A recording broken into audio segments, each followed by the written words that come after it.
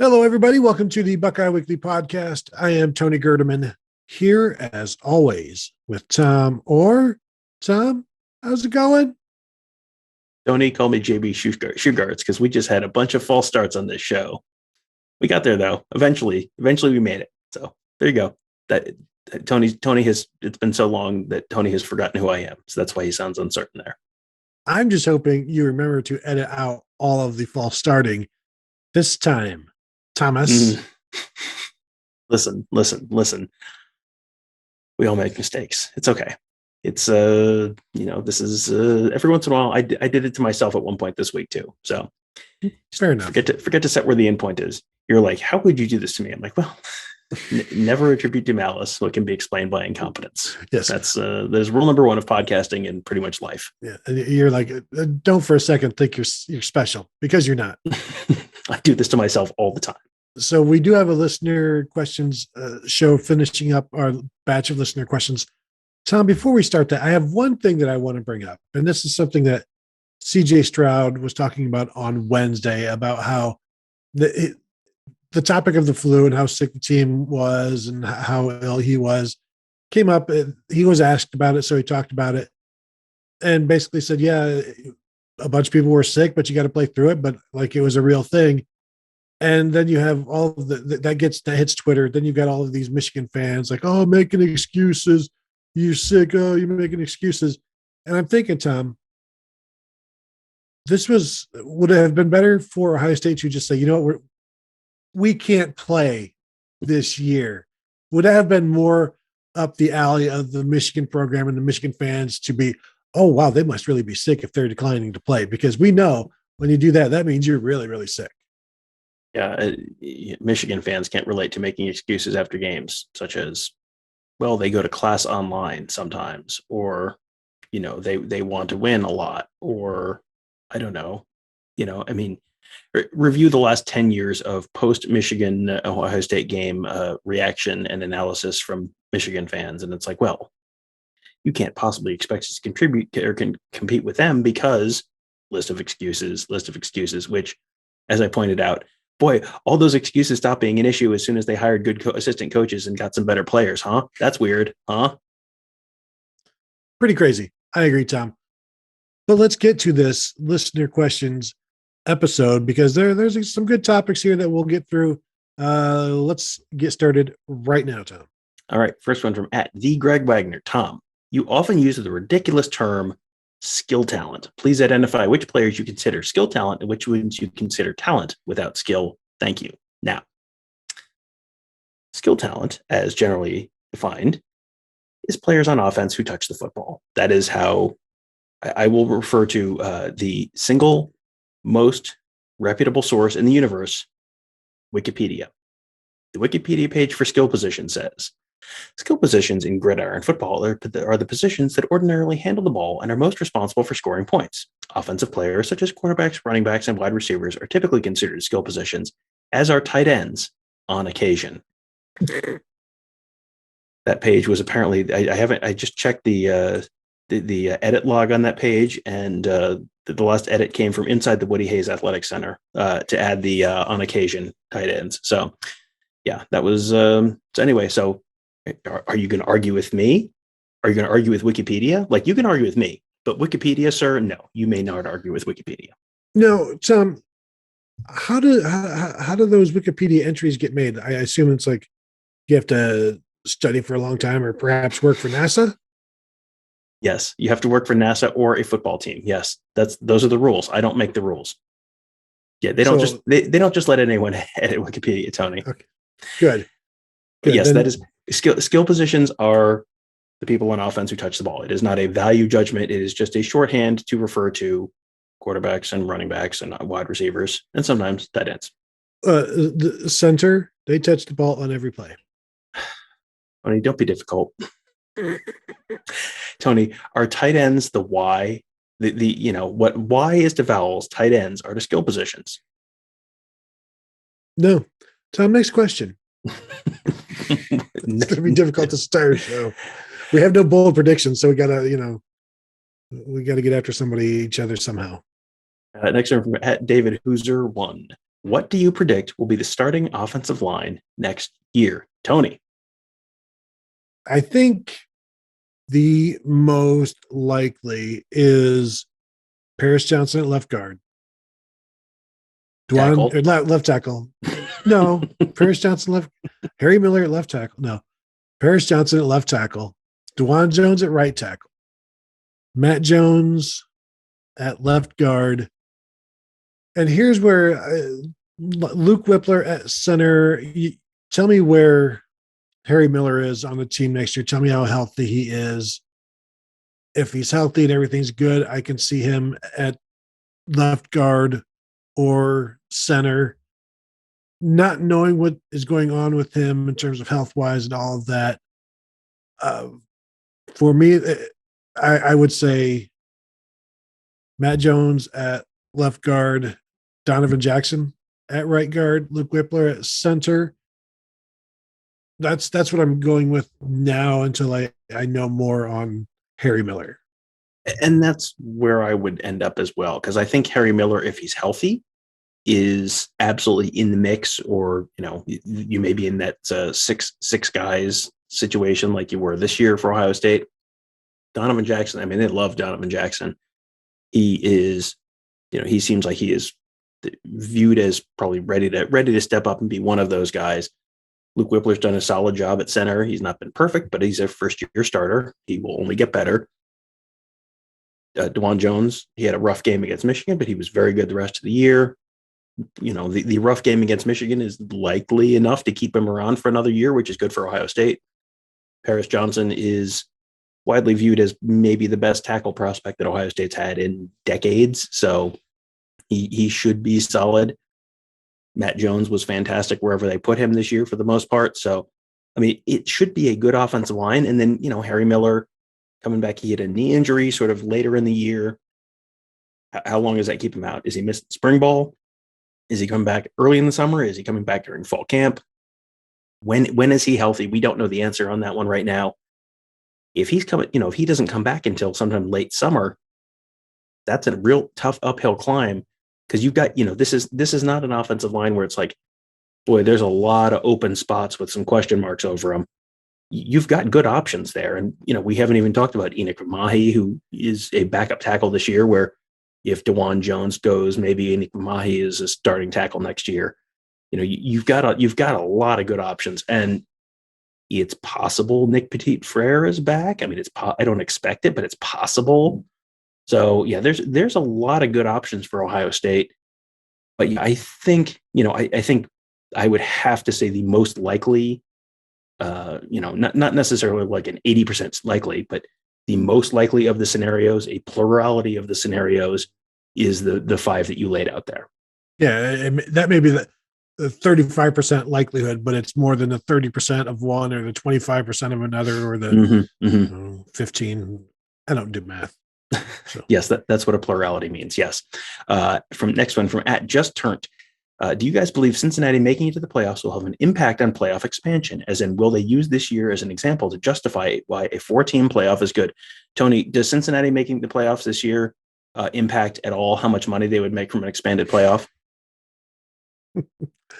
Well, Tom, it just depends on inflation, Bitcoin, and also what's going on with the yen. NFTs. Yeah, exactly. No, it doesn't.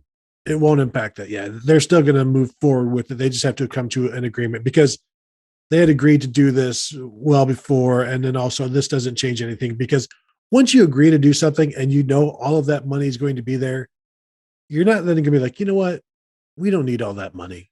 We've got enough. We're doing well. We don't need another billion. It's like, what are we going to do with it? All of our buildings still a brand new brick. They all have perfect new plumbing. We can't just put it in our pockets, and so we got to spend it. And we have run out of campus space, and we've run out of parking garages to build, and all of that stuff. So no, I think it shows. It doesn't even show that you don't need to expand in order to get a Cincinnati in there, because it took such a special set of circumstances over 2 years to get there. And we've talked about that on a show a few days ago, that with the Kirk Herbstreit comments and the Chris Felica comments on ESPN about, oh, you guys can stop complaining about the bias against the little guys because they made it once. And yeah, they made it, but that's no reason. And nobody's going to look at it and be like, well, now we don't need to expand, because they're already deciding what they're going to do with the money. Yeah. And, the call for expansion is not necessarily coming from the non-power schools. It's coming from the Pac-12. It's coming from the Big 12. It's coming from conferences that have missed it a number of years in a row, or have missed it, on and off throughout the history of the 14 playoff. That's where, the Pac-12, the last time a Pac-12 team made the playoff was 2016. It was Washington. So the Pac-12 really wants to see it expanded. The fact that Cincinnati made it this year doesn't really impact anything. The SEC wants it expanded because they want to have like 5 teams in, and depending on the model, I guess it's theoretically possible that they could. So yeah, it's, and everyone is incentivized to make more money because that's how college football works. Amateurism, huzzah. Next one from @dirty_Steve. Notice Justin Frye, the UCLA offensive coordinator and O-line coach, follows Ryan Day, Mark Pantoni, Corey Dennis, and Mickey Marotti on Twitter, and has been rumored to OSU. Any there, or all smoke and no fire? Yeah, there's all kinds of rumors, innuendo. Of course, currently Ohio State has no offensive line opening. Now that may change, and if it does, I would expect Justin Frye to be one of the guys in the mix. Now, he is the offensive coordinator at UCLA, but that's Chip Kelly's offense. So how much coordinating is he doing? It's a nice title, and it's something that if Ohio State wanted him, I think they could make him a co-offensive coordinator. There is a connection with Frye and Ryan Day. They coached together for 3 years, 1 year at Temple, 2 years at Boston College. So they do have a connection. Justin Frye is a Big Ten guy. He played at Indiana. So he's got a connection to the Midwest as well. A pretty young guy, 36, 37, something like that. Known as a good recruiter, known as a good offensive line coach. So, I mean, that's one of the guys on the short list of names that you hear talked about if Ohio State should go in another direction. He's an up-and-comer for sure. A young guy that can relate to the players better, I would think. Now, that's just something you say about younger coaches. Whether they can do it or not is, I guess you find out, or in advance. But so is there any there? I think there could be some there. I don't know how much contact is going on now, but we've seen Ryan Day isn't waiting until the end of this, until after the season, to talk to assistant coaches, to talk to replacements or additions. So, maybe there is something going on there right now. I have not heard anything, but he's a guy that I would expect to see mentioned should Ohio State go in a different direction. Yeah, I don't know that there's anything there that I would say, serious candidate, but would I be shocked if he was in there? No. The only person whose name I heard like really directly linked to a job at Ohio State was Jim Knowles, which that has worked out. And that was something that a lot of people had heard. Frye is, I think right now you're trying to keep things relatively quiet, relatively low key at this point to, get through the Rose Bowl. And we're going to have a question later that we'll probably talk about this a little more, but, keep things as status quo, get through early signing day, get through the Rose Bowl. And then you start really making the changes for next year after that. That's kind of the time horizon that this stuff usually happens on. As we said before, the transition from Urban Meyer to Ryan Day happened at the Rose Bowl the last time. And we talked to all these coaches at the Rose Bowl and said, so you're planning to be back next year? And they all said yes. And not all of them were. That was some of the stuff, these conversations happen after the season. And, if Ryan Day, was very publicly chasing Justin Frye or anyone else right now, that would probably give people an indication that, changes ahoy, which he does not necessarily want to do right now. So next one from @beat_TTUN. Do you think Jim Knowles would be at Ohio State right now if he wasn't preparing for Notre Dame in the Fiesta Bowl, or is it strategy by Ryan Day to let him scheme for the Irish right now? #Go live, you cowards. Which is my favorite. That is my favorite new thing that Tony and I need to go live, you cowards. So I don't think I think the Notre Dame thing is a real fun coincidence, and it's going to work out just great for Ohio State that Jim Knowles has spent, spending a whole month thinking about the team that they're going to play in the first game at Ohio State next year. But I think it's just a coincidence. There's not a whole heck of a lot of point to bringing him in now, because you're not going to completely overhaul the defense in your 15 bowl practices. That's going to take all of spring ball, summer camp, all that kind of stuff. You're not going to do that before the Rose Bowl. So, let him finish his season out with his Oklahoma State team. They had a fantastic season. You go finish that out. Ohio State coaches finish out their season, and then they sort of figure out where everyone's going after that. So, no, I think the short answer is no, he would not be at Ohio State. No matter who Oklahoma State was playing in the Fiesta Bowl, but it sure did work out neatly for Ohio State that is who they're playing in the Fiesta Bowl. It is interesting that Jim Knowles is a guy that he is so like detail oriented. He starts scouting opponents like 9 months in advance, 10 months in advance of playing them, in this case for Notre Dame. But really there'd be no role for him. He would just be out on the road recruiting, and you can only have so many guys out recruiting. So you would have to pull an assistant who is already out recruiting and knows players, going to have to pull them off the road, and they wouldn't allow to be recruiting. So now who is that guy? Like we'll discuss it in a little bit, but yeah, he there's no reason to have him here right now, especially when one of his eventual tasks is going to be, hey, scout Notre Dame.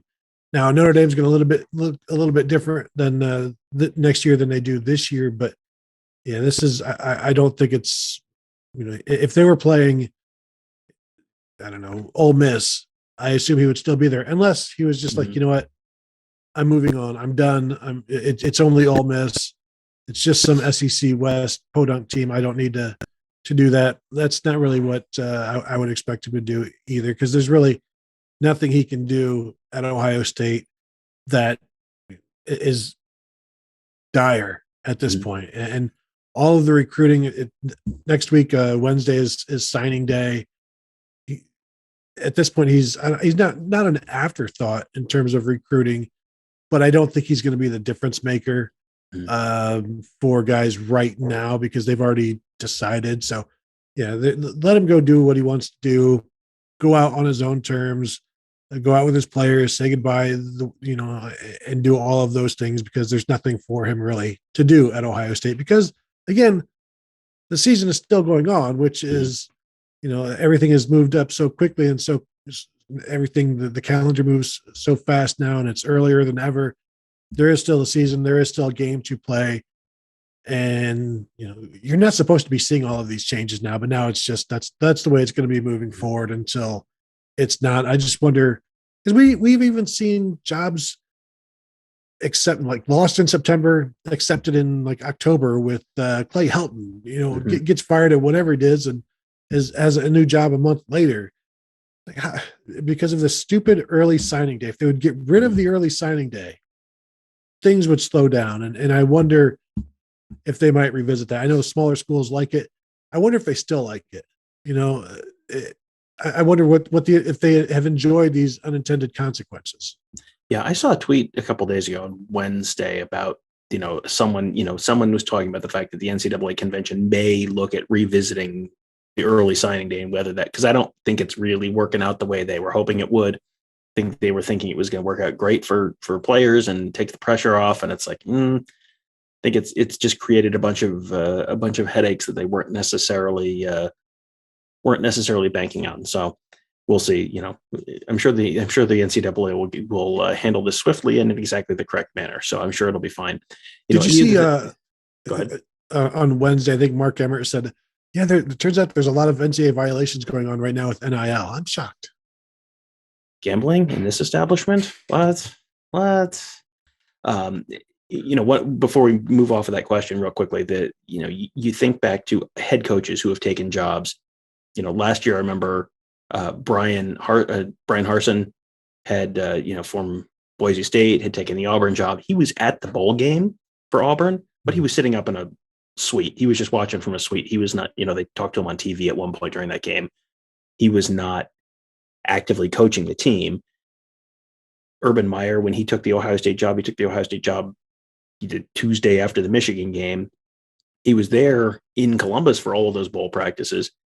He wasn't coaching the team. He wasn't at the bowl game. That was an Ohio State, Florida bowl game. He was like as far away from that as he possibly could be from that Gator Bowl. Rich Rod was at the Michigan bowl game when he was hired, Lloyd Carr's last game as well. Mm-hmm. Yeah. But these are head coaches we're talking about, not assistants. Right. So, yeah. So, I mean, it's not, there's not a huge benefit to starting that, because then you've got a bunch of players who are going to be, there are a bunch of seniors on that team who are going to be gone. So there's no sense in making them start working on something that they're not actually going to have to do other than this one game. So, yeah, I think the short answer is no, that is not just a wonky Notre Dame, back-to-back Notre Dame thing. That is that's just kind of how this is done. Next one from Lord Palmerston. Sorry. Feel like I should be saying that in Barney Gumbel's voice. You should, since I wrote it. Does that make you Wade Boggs? How are you feeling about the coaching change over unders? Now, we had 2.5 on defense? Was that just defense or overall? Was that defense? I think that was defense. Now, here's the thing, Tom. Yeah. Do you count the person, say that Jim Knowles is replacing somebody? Yeah, that's one change. That's one. Yes, that's one. I feel like I'm still probably going over that. I think 2.5. We don't know yet on all of the guys on defense, because it feels like any of them could go, but any of them could stay. So I'm not 100% confident it's going to go over 2.5, but I would say my inclination would be over 2.5, because as I think I said on yesterday's show, Wednesday show, whenever it was, I don't know if, has Jim Knowles been given carte blanche to say, okay, I want my defensive backs to be, I want this guy to coach my defensive backs, or I want this guy to coach my safeties, or I want this guy to whatever. We don't know that. And that's kind of an important part of this conversation, because there are guys that I think Ohio State will probably want back. And then there's questions, does everyone want, even if Ohio State wants everyone back, is everyone going to want to come back, or are they going to view this as, well, I used to be in this position and now there's another guy who's working above me, and now I don't want to feel like I've gotten busted back to street cop, basically. So yeah, there's a lot of moving parts here, but yeah, I think on the whole, I'm going to say over. Wouldn't you love to hear those conversations between Ryan Day and Jim Knowles about like Day talking about the coaching staff who he has? Well, what do you want? What does that guy give me? What can I, where would he be? Just all of the different, what would you like to do, Jim? And tell me about this Matt Barnes, and tell me about Al Washington, and just to hear them go back and forth, like that would be one of the more interesting things to be the fly on the wall there as they discuss openly the coaching staff and what Ryan Day actually feels and says and thinks and needs and wants, and the same thing for Jim Knowles. And so the fact that he coaches a kind of defense that Ohio State can slide into, I think I am now under 2.5. Interesting. Because you're talking about what 4 current assistant coaches on the defensive side of the ball. And if you go, because you got Larry Johnson, you got Al Washington, Kerry Combs, Matt Barnes. If you're going over, you're saying only one of those guys is back, maybe none of those guys. And right now I'm thinking that I think it tops out at 2, but again, I don't know which 2. I could see it could be, I mean, there could be such broad sweeping changes on both sides of the ball that Vegas would take it off the board. Like, no line. Absolutely not. You were worried earlier that we hadn't been bickering enough because we hadn't done a bold prediction show. Tony, we need to talk about whether the special teams position counts as a defensive position, because it would be replaced with a defensive position potentially in this scenario. So we need to have a long and very Talmudic parsing of this whole thing.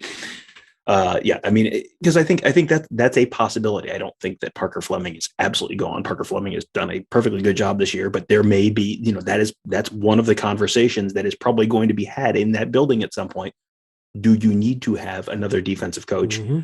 And does that come at the expense of the special teams coach? Does that come at the expense of one of the offensive coaches? And you say, well, our head coach is an offensive coach, so maybe we don't need 5 assistants in the offensive side of the ball. I mean, these are all conversations that are undoubtedly being had inside that building this month.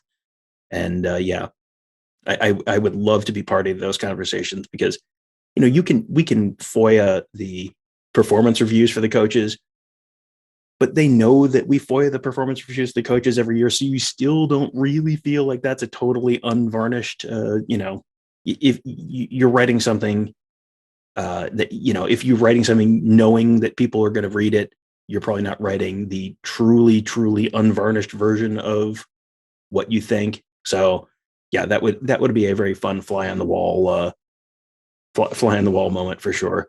Last one from Harry Haran Selena. Who might be former coaches from Ohio State by the time the year is done? She appreciates with recruiting still in the air. This might not be a question that should be answered now. Any chance for another high-end coach to join the defense? Well, I think any coach that Ohio State hires at this point, you'd probably consider high-end. You would think they would be a step up from what Ohio State has, and I think they do have some high-end coaches. But also maybe it's time to start going younger.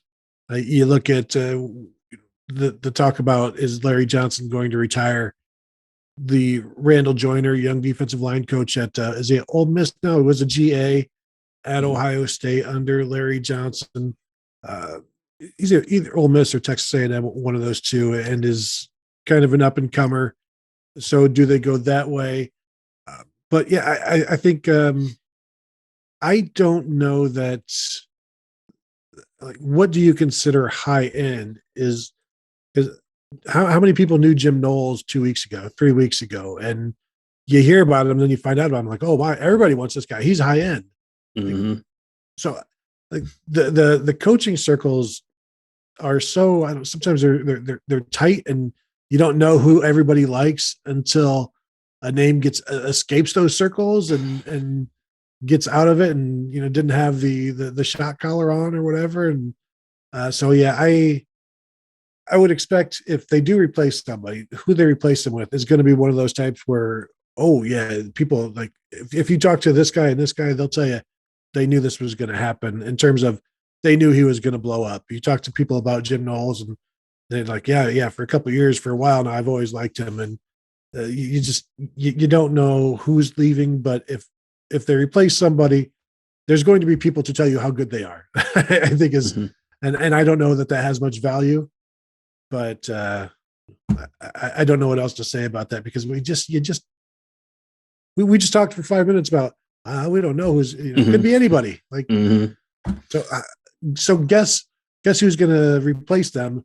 That could also be anybody. Tom, I'm sorry. Yeah, and that's there are so many different factors that go into this.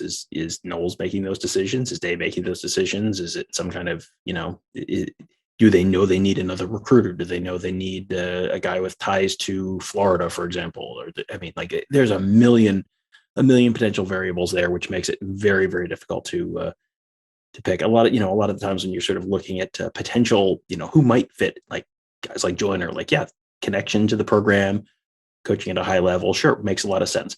Does he want to leave Ole Miss? Does he want to, does he like the South? Is he sick of winters? I mean, these are all things that we have no way of really knowing right now.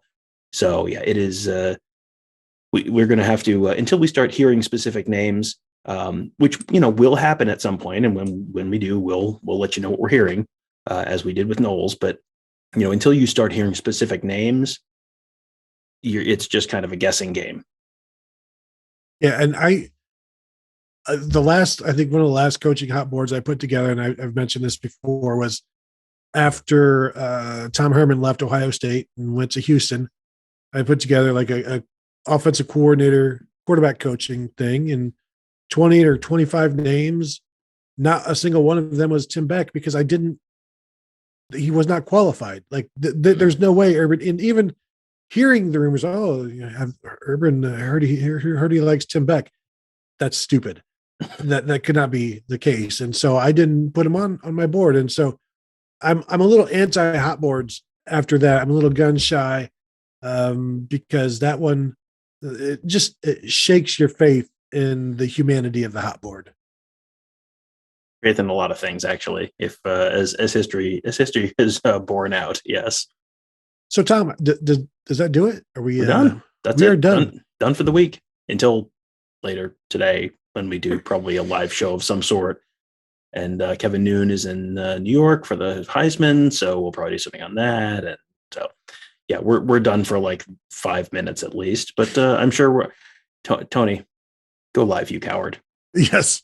Well, perhaps we will later in the day. And if we do, we'll see it. And if we don't, Tom was a coward. But regardless, we will eventually talk to you all again. Thank you for stopping by. We will see you later.